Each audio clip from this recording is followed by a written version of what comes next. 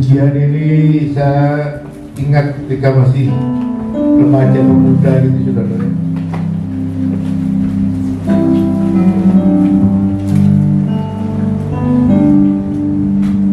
Ketika derah Tuhan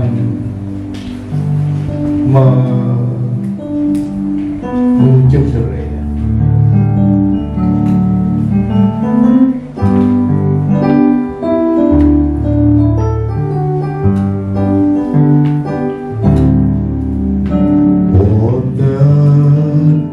Darah suci manjur neng ati Golgota,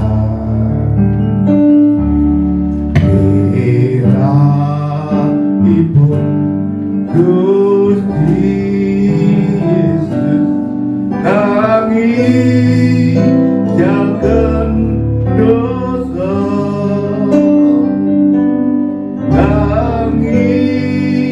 jagan dosa, kami jagan dosa. Wonten darah suci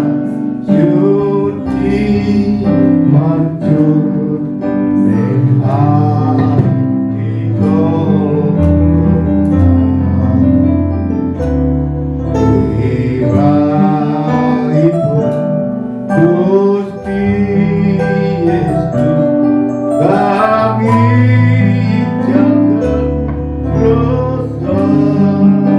Gusti Yesus kami jagan dosa, kami jagan dosa, kami jagan dosa.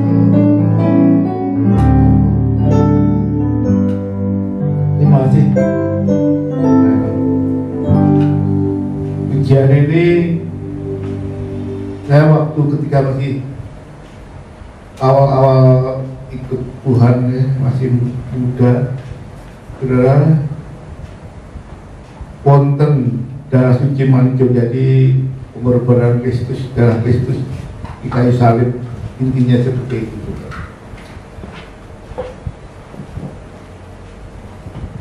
saudara. Kehidupan manusia telah direncanakan dengan baik oleh Sang Penyelenggara ilahi, yaitu Allah. Semua telah diatur sehingga kita hanya menjalaninya sesuai telah direncanakan.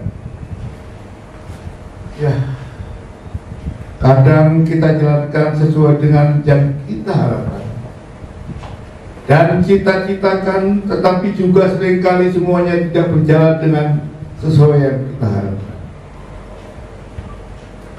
Ketika dikaitkan hal demikian dengan kehidupan Yesus, maka kita akan melihat dengan jelas hal yang serupa yang terjadi. Semuanya telah dilalui oleh Yesus dalam hidupnya, merupakan perjalanan, peristiwa yang istimewa dan luar biasa karena cintanya begitu besar kepada kehidupan kita. Pada siang hari ini dalam rangka Paskah,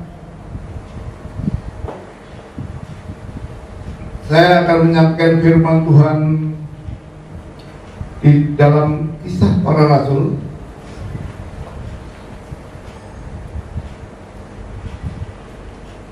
pasal 11 ayat 26. Kisah Para Rasul pasal 11 ayat 26. Coba tayangkan.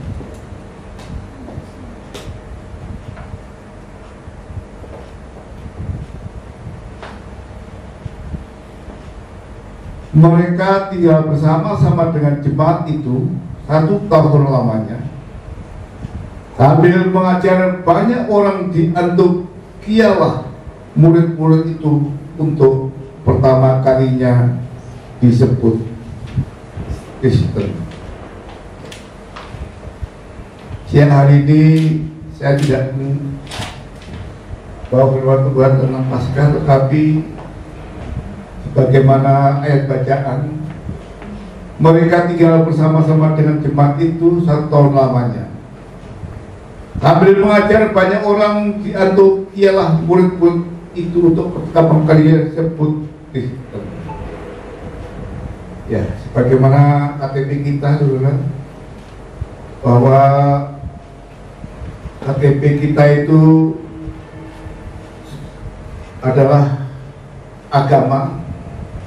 Ada 6 kalau nggak salah itu termasuk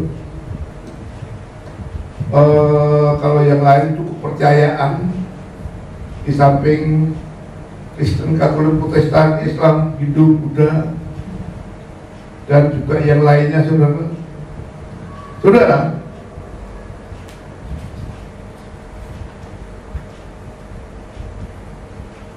Pada siang hari ini semua agama mengajarkan suatu kebaikan. Semua agama mengajarkan kebaikan dan ketaatan yang harus dilakukan oleh umatnya. Jika tidak dilakukan akan berdampak, akan mengakibatkan hukuman bagi umatnya. Namun hanya kekristenan yang mengajarkan, yaitu sebab kasih karunia kamu diselamatkan oleh iman. Itu bukan hasil usaha kita, tetapi pemberian Allah. Semua agama mengajarkan yaitu tadi sudah kebaikan, ketaatan yang harus dilakukan oleh umatnya. Jika tidak dilakukan akan mengakibatkan atau berdampak kita menerima hukuman. Namun hanya kekristenan yang mengajarkan sebab kasih karunia kamu diselamatkan oleh iman, itu bukan hasil usaha kita, tetapi pemberian Allah. Perhatikan, saudara. Semua agama mengatakan bila kita baik, kita akan diberkati. Mungkin dengan kekayaan atau hal lainnya. Dan kita otomatis menerima hadiah, mungkin surga versi agama masing-masing atau hal-hal lainnya. Di mana kita dapat menarik kesimpulan sudah pasti orang kaya atau yang diberkati versi agamanya lebih mudah masuk surga dibandingkan mereka yang miskin. Dan ingat pesan Tuhan Yesus, perhatikanlah ini. Yesus berkata bahwa orang kaya itu sukar masuk surga dalam Matius 19 ayat 23. Lihatlah, semua agama berkata dan bertindak sesuai dengan jabatan mereka. Sudah pasti orang yang mempunyai jabatan tinggi di keagamaan mereka akan sangat dihormati oleh yang lainnya. Dan bawahan harus melayani atasan, itu dapat kita temukan di hampir semua agama. Namun hanya Yesus yang berkata, barang siapa terbesar, hendaklah ia menjadi seorang pelayan, bukan dilayani, melainkan melayani. Coba kita tayangkan Matius 20 ayat 28. Matius 20 ayat 28.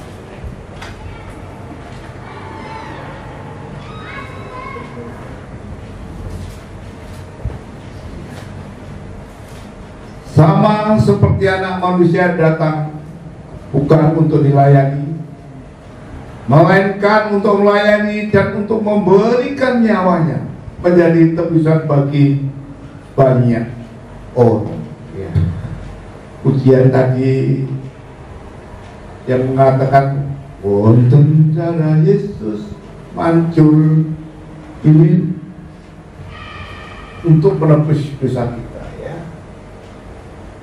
untuk melayani dan untuk memberikan nyawanya menjadi tebusan bagi banyak orang.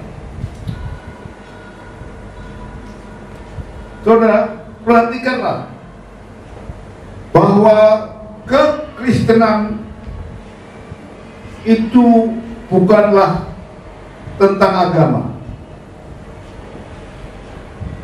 Agama adalah suatu hal tentang aturan-aturan. Jikalau dilakukan akan membuat orang itu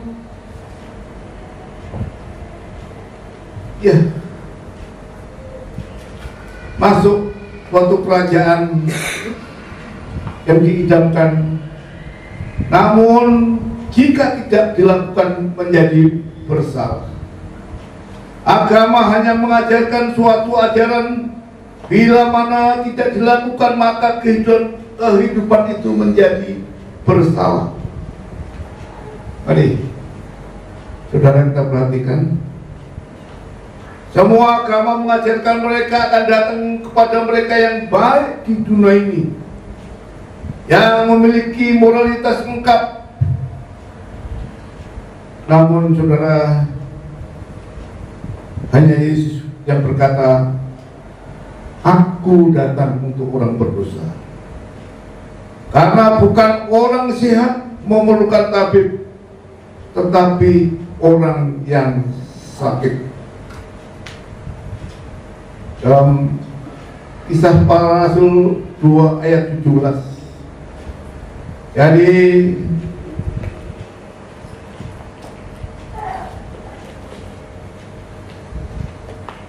katakan yang paling 17.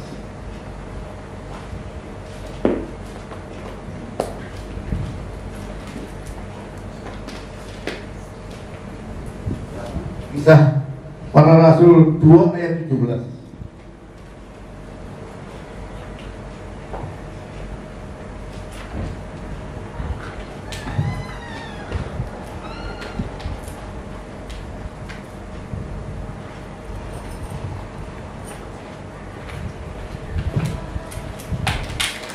Hari ini pikiran firman Tuhan bahwa aku akan mencurahkan roh ke atas semua manusia, bahkan anak laki-laki dan perempuan, dan terumamu akan mendapat penglihatan dan orang yang tua akan mendapat mimpi. Ya saudara,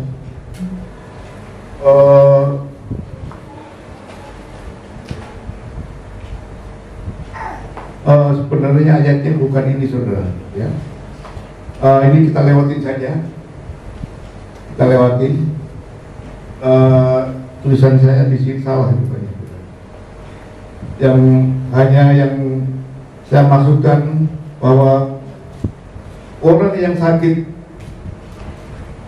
karena bukan orang yang sehat memerlukan tabib, namun orang yang sakit yang memerlukan tabib. Saudara,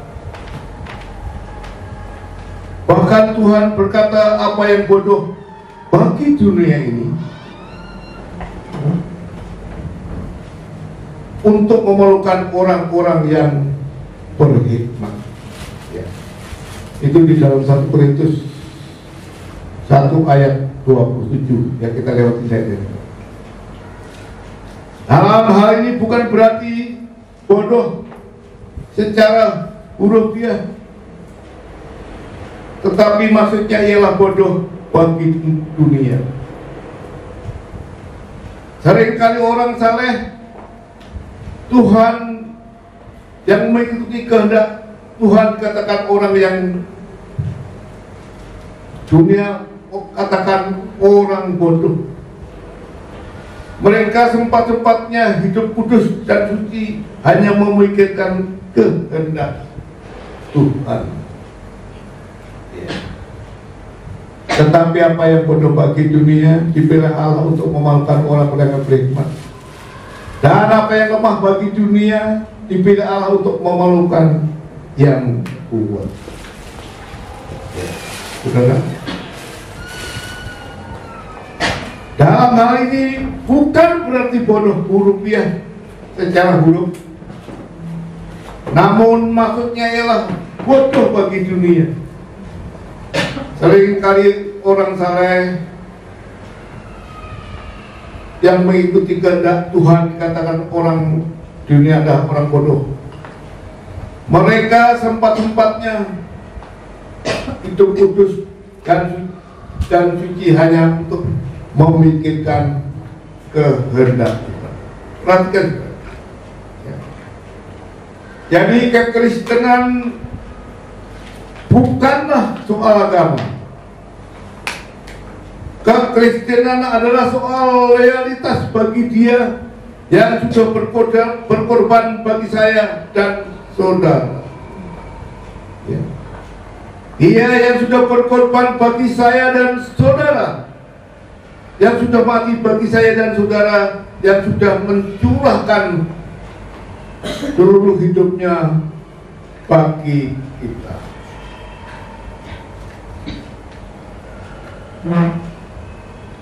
Ya.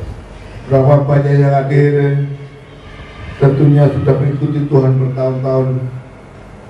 Termasuk saya sangat memahami Dia tidak pernah mengecewakan sedikit pun. Demikian sebagaimana kesaksian yang disampaikan oleh omanya Yesaya, ya, omanya Yesaya. Puji Tuhan, luar biasa. Sebab kalau kesendirian dan disaksikan, mau minta tolong siapa?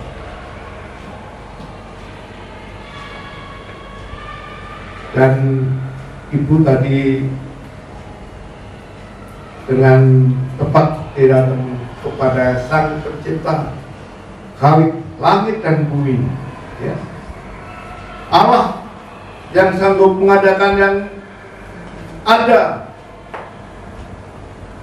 ya, yang tidak ada menjadi ada, bahkan yang ada dalam keadaan sakit, Dia sanggup berkuasa menyembuhkan. Amin, saudara. Ya. Saya perhatikan tadi anak-anak sekolah minggu, ya, tapi pada hari Jumat yang lalu saya diprotes. Ayo sekolah minggu masuk. Ini bukan sekolah minggu, apa? Ini sekolah Jumat. Iya, nama kakak disimpul, saya diprotes. Opa, ini bukan sekolah minggu, ini sekolah Jumat, waduh. Bukannya kalau pergi kecil ininya encer semua ya. Tadi juga waktu ujian yang paling semangat saya lihat si Alvaro, ya. Jadi kalau ibunya kan istilahnya suka menyanyi, saudara. Suatu saat ada lomba LPP di DKI. Bud, ayo ikut, Bud. Akhirnya Muti nurut, ikut menjadi salah satu pemenang. Dan akhirnya kalau nyebut Mutiara Sega itu di Kepulauan Nias pasti kenal semua, saudara. Karena dia dari kota ke kota dia memuji Tuhan, ya, dengan talenta yang dimiliki oleh Mutiara Sega. Saudara, kita kembali. Kekristenan bukanlah soal agama. Kekristenan adalah soal loyalitas bagi Dia yang sudah berkorban bagi saya dan saudara, yang sudah mati bagi saya dan saudara, yang sudah mencurahkan darahnya dan seluruh hidupnya bagi kita. Saudara, saya sudah mengikut Tuhan bertahun-tahun dan saya sangat memahami Dia tidak pernah mengecewakan saya sedikit pun. Mari saudara, pada siang hari ini, mari kita ikut Yesus, ikuti jejaknya, ikuti hidupnya, ikutilah teladannya.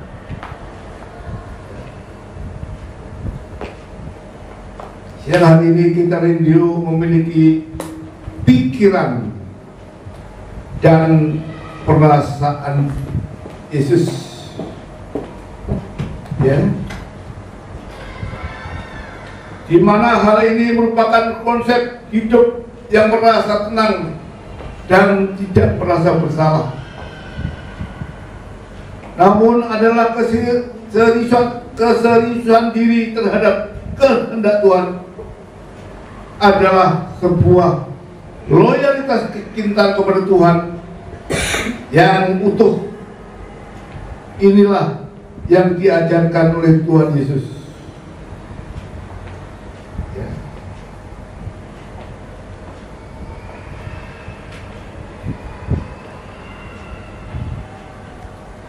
Saudara, kita rindu memiliki pikiran dan perasaan Tuhan. Ya saudara, di mana Tuhan adalah